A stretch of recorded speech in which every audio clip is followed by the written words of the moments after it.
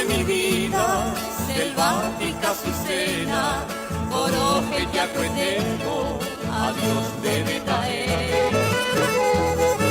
La más triste palabra que en mis labios suena, Coangares en duda, Yeshina y Cajaité. Dejáronse las flores de mi vergel soñado, acá Pirupa y Gema, mujeres de mí.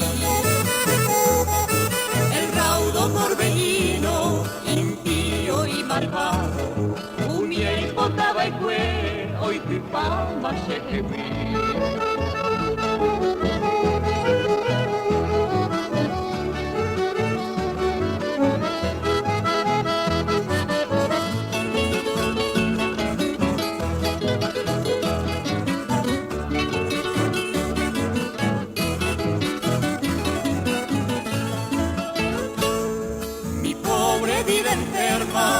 Muriente y adormita, Bajenga y Cohuinte,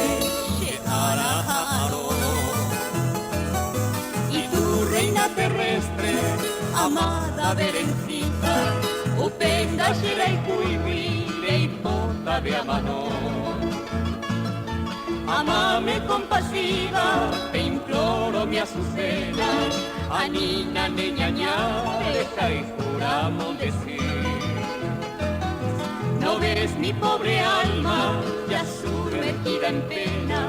Baisha pa oiko, o kai haoshiri.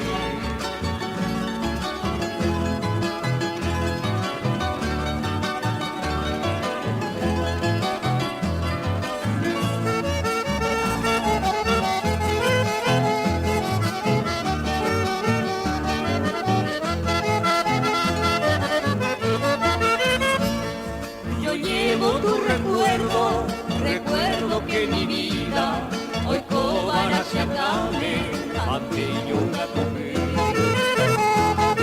Novela de una noche de luna esclarecida, y ahí me enamoré ante tu paseo.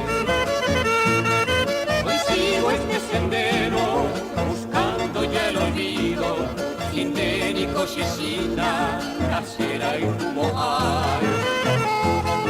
Por eso iré cruzando los llanos inconocidos, a Echave y Jaguame, Penderes, Ayayay.